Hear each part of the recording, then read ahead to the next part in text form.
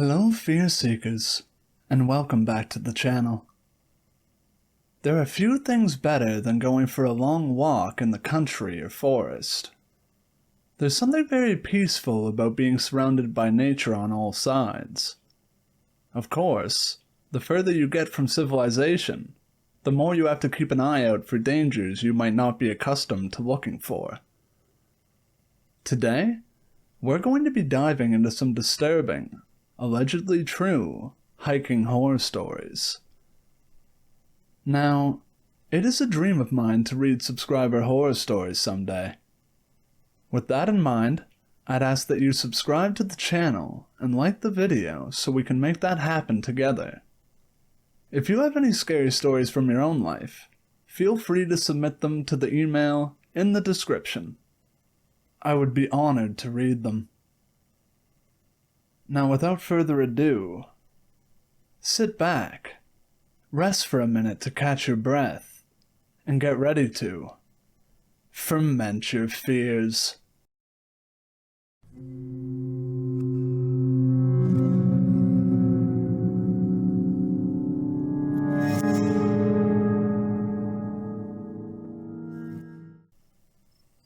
Each year, me and one of my closest friends, who we will call Dane, go down to visit his grandparents at their cabin in a nice, small, peaceful town in the North Georgia mountains.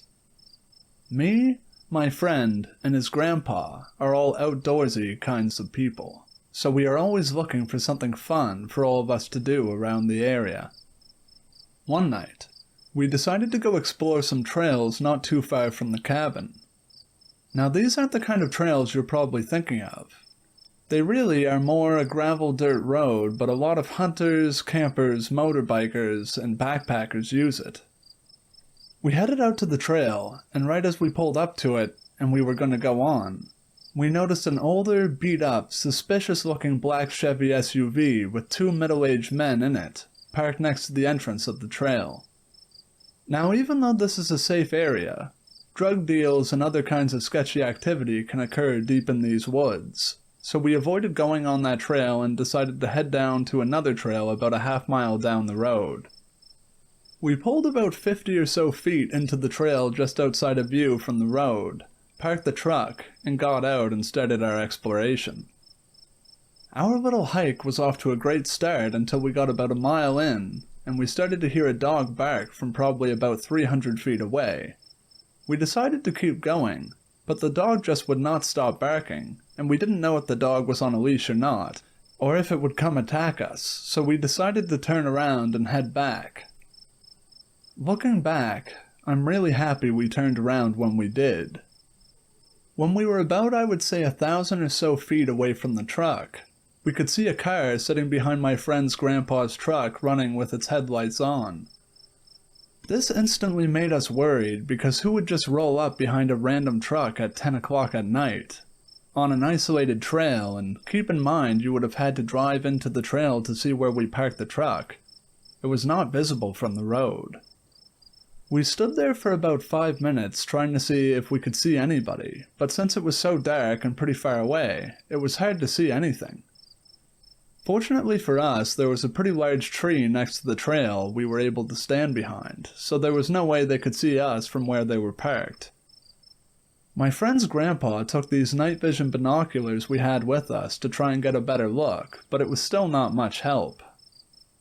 We decided to just stand there and wait for them to turn around and leave because there was no chance we were going to walk back with this random car with potential bad people in it sitting behind our truck. After about 10 minutes of just standing there, to my absolute horror, the car drives around the truck and starts to head down the trail in our direction. As fast as we could, we climbed up this hill right next to us and hid behind a log that was sitting up on the top. A few seconds later, the same beat-up black Chevy SUV we saw outside the other trail we were originally supposed to hike on comes driving down where we were just standing not even 15 seconds ago. The car had its windows rolled down and started to slow down as it drove past us. Me, my friend, and his grandpa were all terrified. Our hearts were pounding out of our chest, and we were scared these guys would stop and sit there, or even worse, get out and start looking for us. Fortunately, the car just kept driving and never stopped. As soon as the car was out of sight, we got out of our hiding spot, booked it back to the truck, and got the hell out of there. I know this may not be as scary as some others, but to us it was definitely frightening. We don't know who or what those guys wanted. My guess is they had a stash on that trail deeper in the woods and thought we stumbled upon it or something and were out there to confront us, or even worse. A lot of things could have gone wrong. We could have walked up to the truck just as they pulled in. What if they came out and looked for us? What if they slashed the tires to the truck? Or what if they turned their headlights off and sat there and waited for us to come back? My friend and his grandpa actually went back in the daytime a few days later, and after they got back, they said we were very lucky to have made it up there successfully, as it seemed impossible to do it as fast as we did, especially with all the shrubs and thorns in the way. If we got up there, even 2 seconds later, we would have been seen. I can only imagine what could have happened if we didn't make it up that hill, and those guys saw us.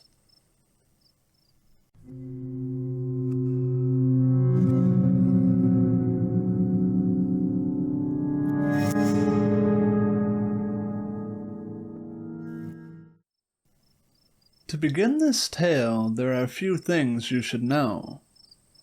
This happened during my first semester of my sophomore year of college. It was winter at this time, so snow was everywhere and the moon was usually blocked out by clouds. I lived and went to college in the Black Hills. For those of you who don't know, it's a giant national forest made up of dense pine trees. It also overlaps with the Native American reservation land, and was the site of many confrontations during Indian relocation, which is important to remember. Finally, like many college students, I like to let loose and have a little bit of fun every now and then. On this particular night, my friends and I had thought it would be chill to drive through a nearby scenic canyon right outside of town, smoke a bit of pot, and look at the stars. We accomplished the first 2 tasks, the second of which was done with great enthusiasm, but it was hard to look at the stars because clouds were drifting across the sky and blocking out most of it. This is where the story actually takes off. There were 5 of us in total that night. I and one other friend just wanted to head back to campus and maybe play some video games, and chill out for the rest of the night. The other 3 thought it would be a great idea to find a random trail and take a night hike through the forest. Since majority rules, we went with that option and found a pretty secluded area with several trails rounding through dense parts of the forest. We all got out, grabbed some blankets from the trunk to wrap around ourselves because it was just so dang cold, picked a trail at random, and started off. Now, to tell you the truth, I am a pretty jumpy individual that gets spooked easily. Compound that with my heavy anxiety, darkness, and weed, and you have one scared girl that just wants to go home. I did not say anything to my friends, however, because they were having a good time and I didn't want to ruin it for them. We had been on the trail for about 20 minutes and had been using the lights on our phones because, again, the night sky was obstructed by clouds. The trail wasn't even halfway done at this point. My friend at the front of the group stopped suddenly and flashed her phone up to the trees on the side of the trail in front of us a few yards. She said, "Do you guys see that?" We all copied her and flashed our phones up there. At first, I thought she was just hallucinating from the weed, but then a shape started to take form. My initial reaction was that it was a bobcat, since it was lower to the ground than a mountain lion and seemed to be crouching.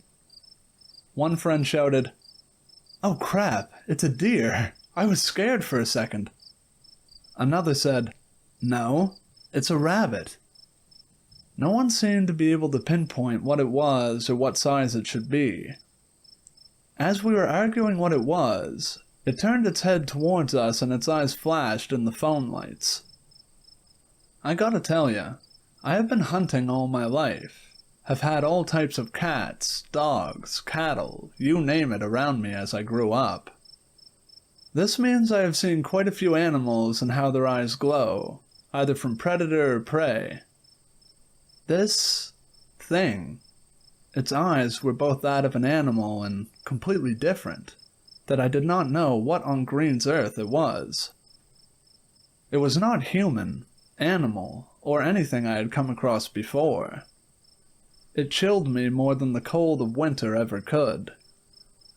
After it had turned towards us, my friends had died off in their arguing and had begun what I could only describe as a sick, terrifying sort of stare-off between all 5 of us and this creature. Then, it did something that I will never forget for as long as I live.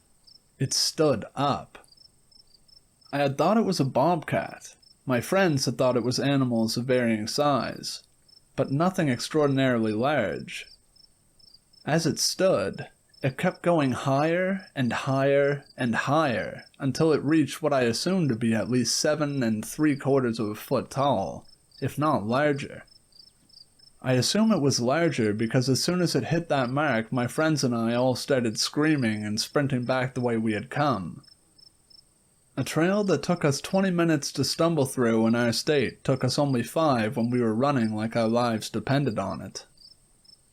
We all dove into the car, the driver floored it, and we sped all the way back to campus.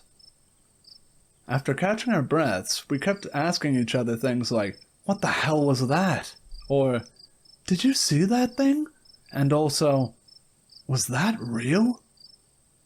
That night we all recollected what we saw, solidified that it was not just a hallucination, and decided it was some sort of animal and agreed to move on with our lives.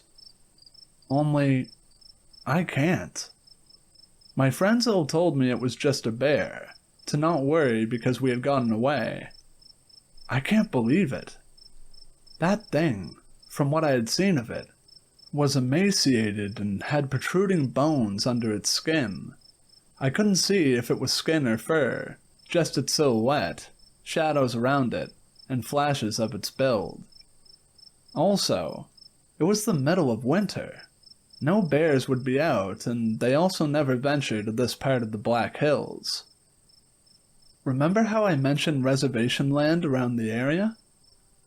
Well, even though I myself am not a Native American, I had grown up on a reservation of the Lakota Sioux, the same tribe that inhabits parts of the Black Hills. They have many, many myths and folklore about various creatures that live in the hills. I took it upon myself to think back on some of the legends that I was told growing up and also ask some of the elders from the tribe that I knew. They gave me some possible answers. I will tell you 2 of them. The first one is an innocent, if not familiar character from Lakota legends. His name is Chai Tanka. He is their version of Bigfoot. Lakota tribe members and storytellers debate whether or not this is a singular creature or an entire species, but all the same, it is a mostly harmless being that just wanders the forests and can act as an older brother in native stories. Altogether, it would not have been that terrifying if that was what was on the trail that night. However, I unfortunately have to side with the next creature as being the probable one we met. There is a malicious spirit in Lakota myth called Doubleface. He takes the shape of a man, sometimes an animal, sometimes something in between. He is also described as looking like an ogre, but I'd like to keep Shrek out of this. His front face is that of a human, if a bit disfigured. If you see this one, you are fine, but not if you stick around. He will try to convince you to take a peek at the face on the back of his head, which, once you look at it, will paralyze or kill you with a single glance. If it does not kill you, Doubleface will finish the deed by beating you to death or eating you alive. That's a common theme in a lot of native lore, cannibalism. I ruled out wendigos because if it had been one, I would not be alive to tell this story. You may think it's ridiculous that I am putting so much credence on these supposed myths, but until you have seen what I saw in the dark of night in the Black Hills, sat at a campfire with elders as they blessed you with sage, and listened as they provided you with both answers and caution moving forward, you will never understand how terrifying it is to realize that not all legends stay in stories.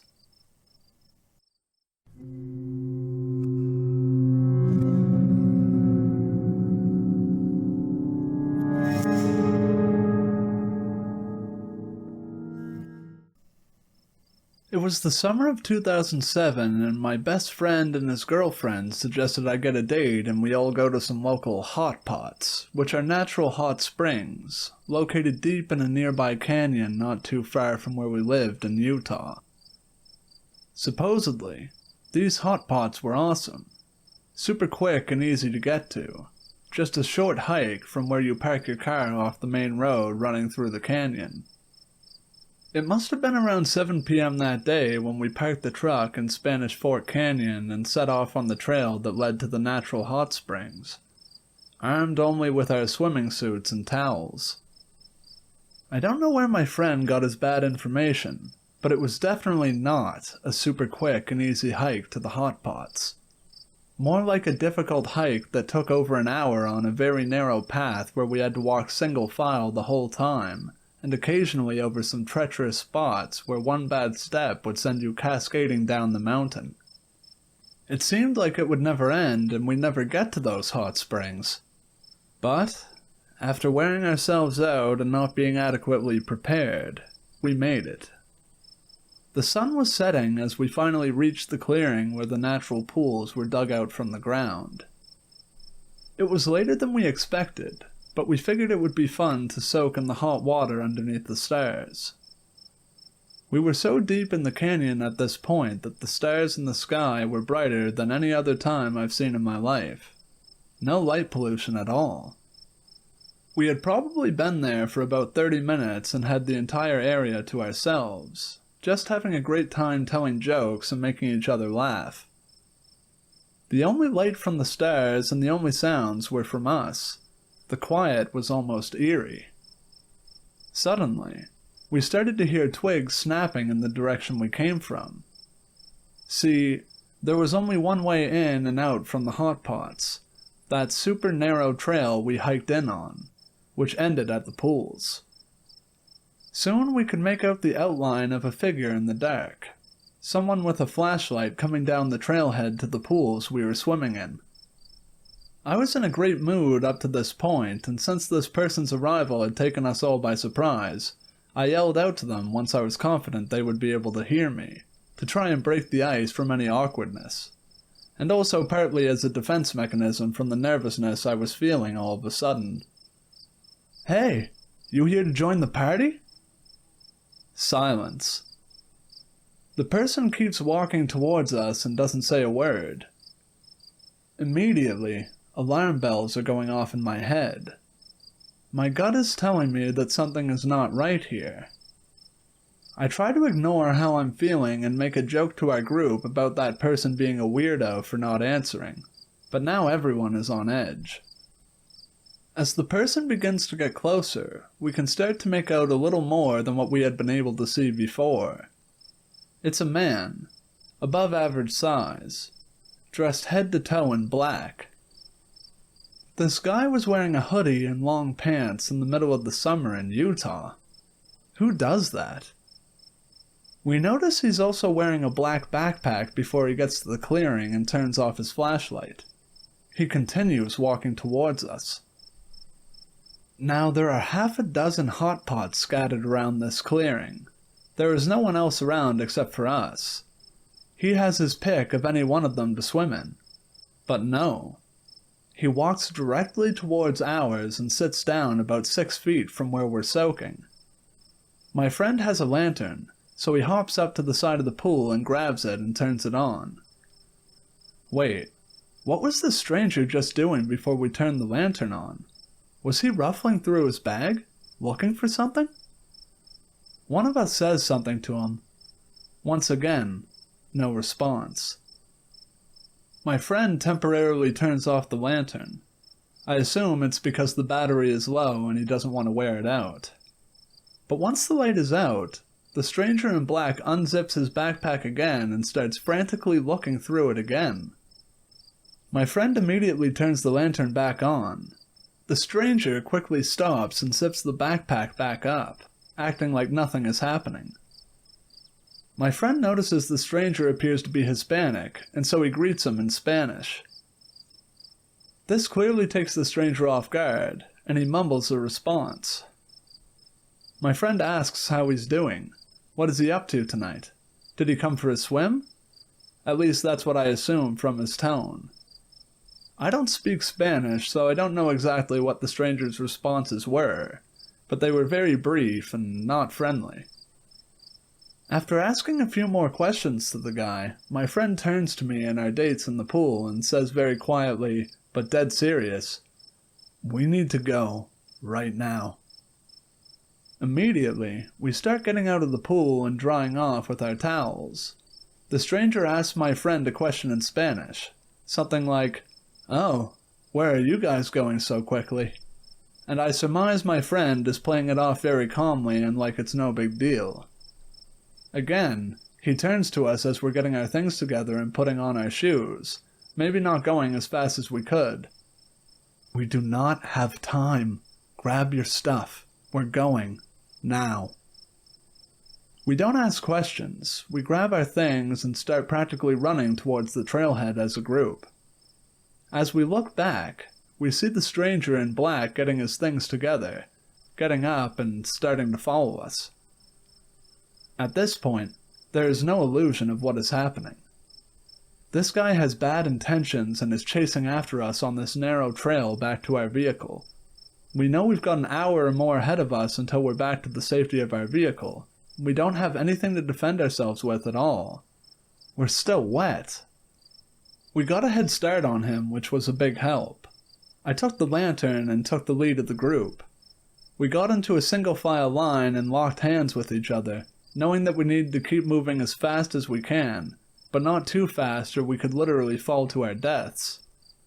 The girls were behind me, with my friend at the back, who was giving us updates of where the stranger in black was and telling us to move faster. He picked up the biggest, sharpest rock he could find and was prepared to kill this guy if he had to. I'm sure you can imagine the emotions that were running through all of us at that time. The girls are sobbing, trying to keep pace with me up front. I'm yelling back to them, "Watch out for this! Watch out for that!" as we're making our way in the darkness as fast as we can. I'm telling myself to stay calm so I don't scare the girls any more than they already are, while also feeling an overwhelming sense of dread, that I don't want to die so young. I'm only 19. After what feels like an eternity, we finally see the main canyon road in our truck. We all run towards it as my friend unlocks it and we all get inside. We're all in shock at this point and just start shaking uncontrollably. I tell my friend to start the car and start driving so we can get the hell out of there and never come back. I ask my friend, the one who is speaking Spanish to the stranger, "Why did you tell us to get out of there so quickly?" My friend answered that he purposely had been turning the lantern on and off because he noticed when he did, the stranger was searching in his bag for something, and when it came back on, the stranger closed it up fast and acted like he hadn't just been looking for something.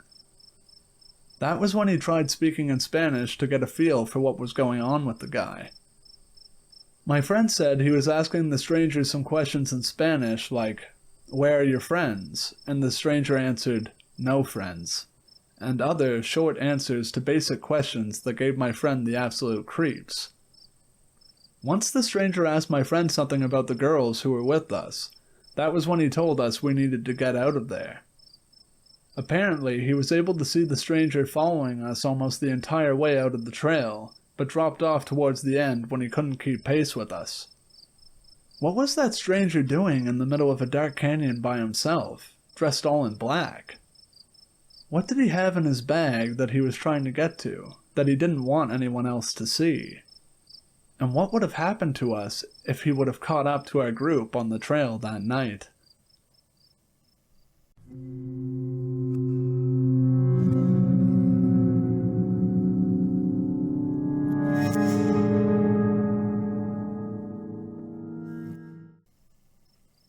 The backwoods of North Carolina are full of old, sleeping houses that ought to be torn down. They dream only awful things. I grew up in a very, very small farm town with a population below 150 or so people. I won't name drop the town for obvious reasons, and even if I did, you wouldn't find anything to write home about.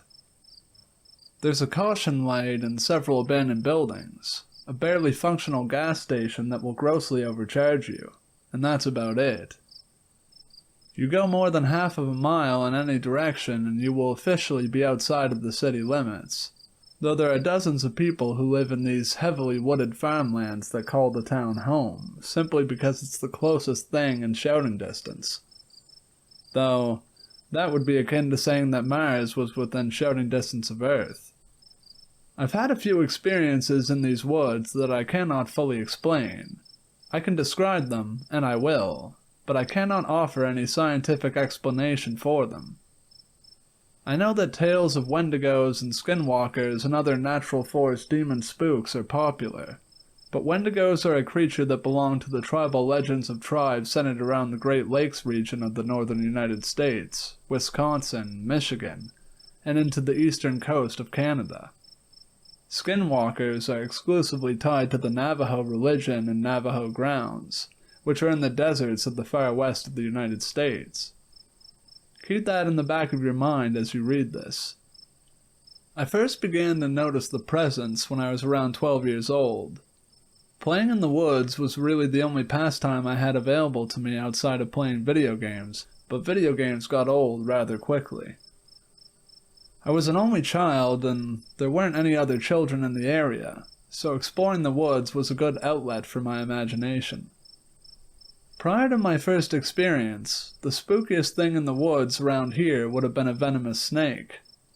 Even then, the snakes we have aren't likely to kill you unless you just seriously neglect the wound or have an allergic reaction.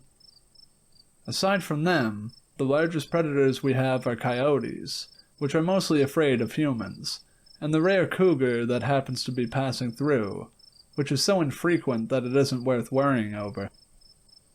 So the first day in question was a normal summer day. I was out hiking, collecting rocks, building forts out of sticks. You know, the standard things a 12-year-old boy does. It was about sundown and I wasn't quite ready to head home yet when I noticed something was off. During the summer in North Carolina, the woods are anything but quiet. You have a cacophony of sounds. Cicadas, crickets, frogs, birds. There's a whole chorus of wildlife that all wants to be heard. Heck, you may even get the occasional coyote pack howling or bobcat screaming. The point of this is that the woods are far from quiet, and sudden silence in the wood in these times is not an accident. But that's precisely what I noticed. All the noises had stopped. I could hear the wind between the mixture of old growth and pines, and I could hear the distant babbling of a creek, but that was it. This was strange to me, but at the time, I didn't realize what an ill omen it was in and of itself. I actually remember thinking that the water sounded peaceful and walking deeper into the woods to listen to it better. As I did, though, I began to get this overwhelming sense of foreboding. It wasn't the standard, I feel like I'm being watched. No, I didn't feel any eyes on me or feel like I was being followed or any of those standard paranoias. No, this was like, have you ever stayed at a party too? You know, you got there at 9 and now it's 2 a.m. and suddenly you realize that you don't know anyone who is still there? You also didn't see this new guy come in, but he's glaring at you, and come to think about it, so was that girl in the kitchen. You've overstayed your welcome, and it's probably time to go. That's exactly what it felt like, even if I lacked the metaphor to express it at the time. The air itself felt heavy. Everything in my mind and body was screaming at me that I needed to leave, that this place was not mine anymore. It had been fine in the morning hours, but now? This was the domain of someone, or something, else, and I wasn't welcome. I remember feeling as if the trees were warning me, leave or else. So I did. Initially, I walked, but by the time the sun had begun its descent and the sky had begun to darken in the twilight, I was jogging. I never broke into a full-on sprint. I don't know why, but I felt showing too much fear was a bad idea. Eventually, I made it back to the road and looked back to the woods.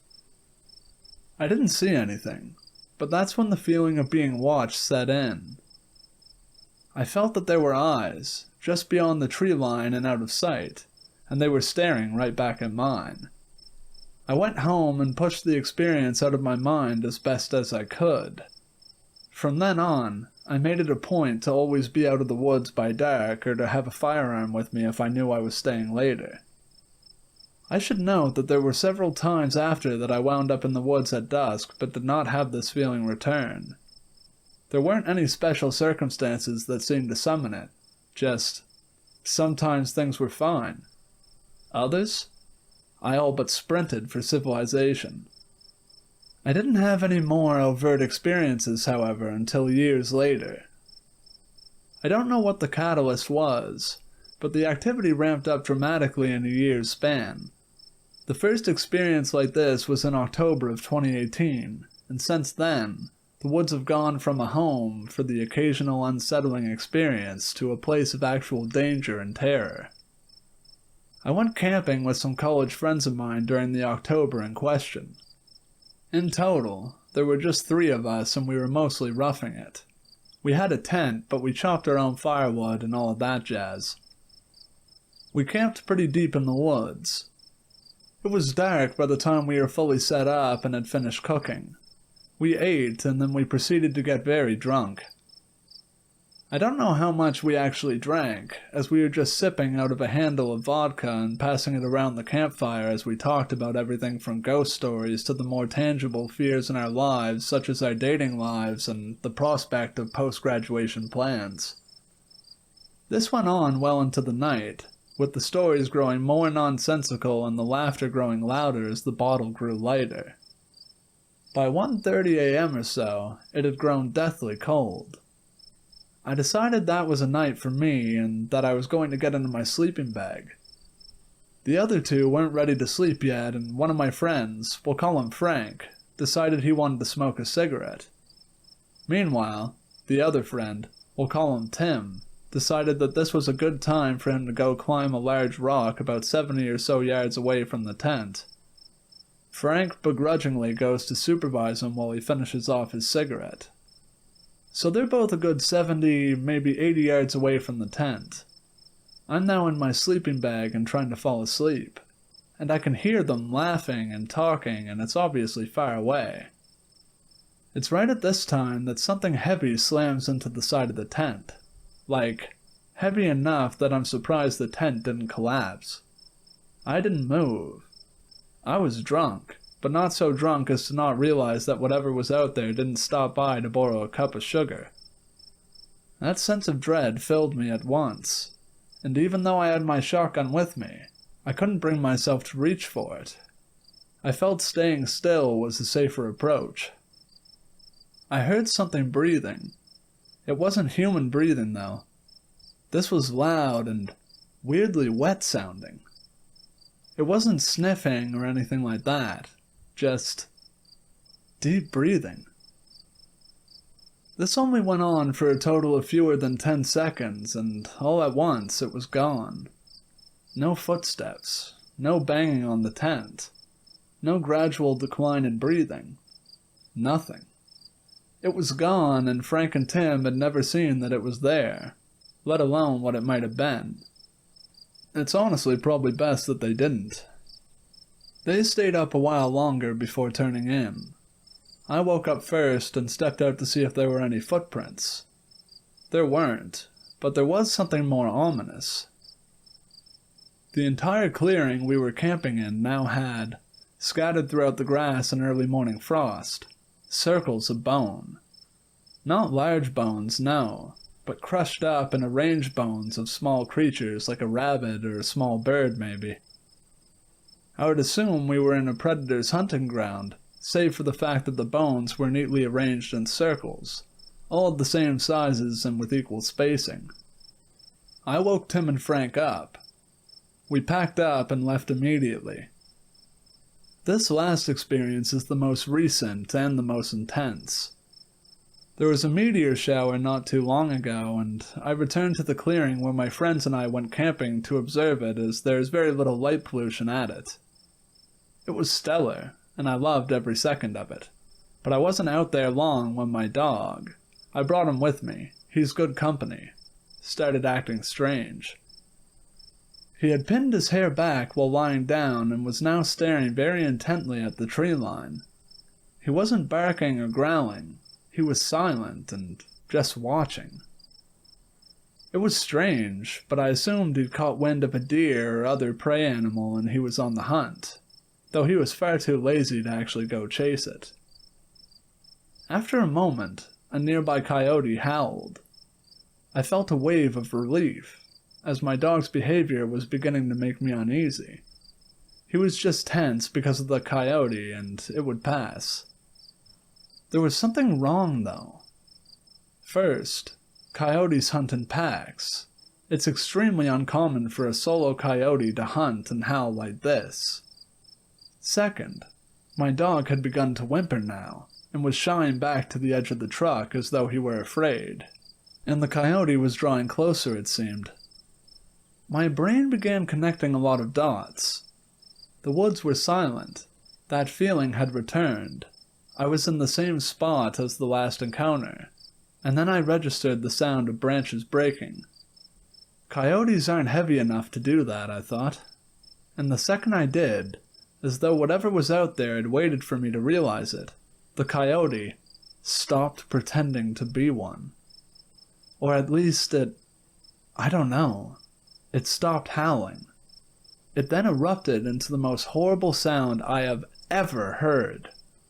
The coyote was laughing. It wasn't a hyena sort of laugh, though.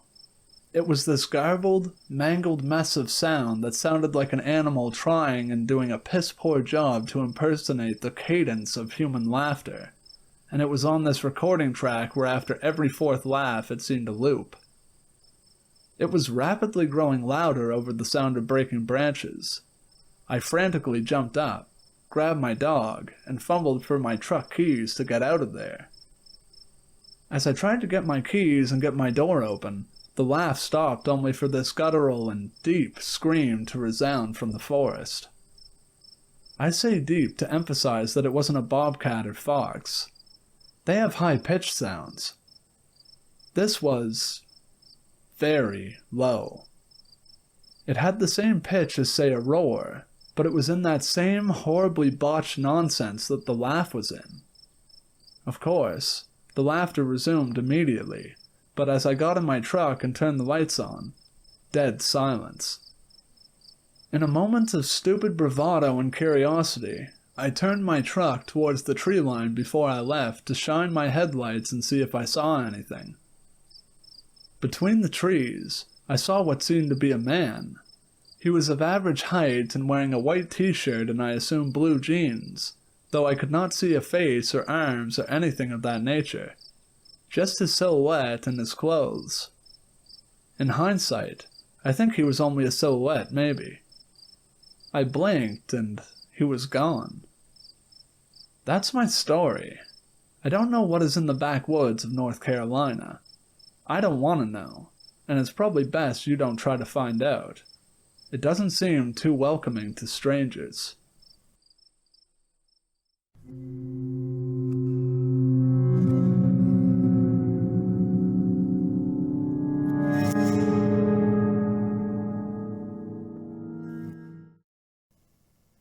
Hey guys, glad to see you made it to the end of the video. Have you ever had a creepy experience while hiking? Make sure to let me know in the comments below. If you liked the video, consider leaving a like and hitting that subscribe button. I post 3 times a week, so there will be no shortage of spooky content. As always, if you have any scary stories you'd like to be told, be sure to send them in. Alright guys, that just about wraps up the video. Thank you for watching. I hope you enjoyed it. So long, Fear Seekers. I'll see you in the next video.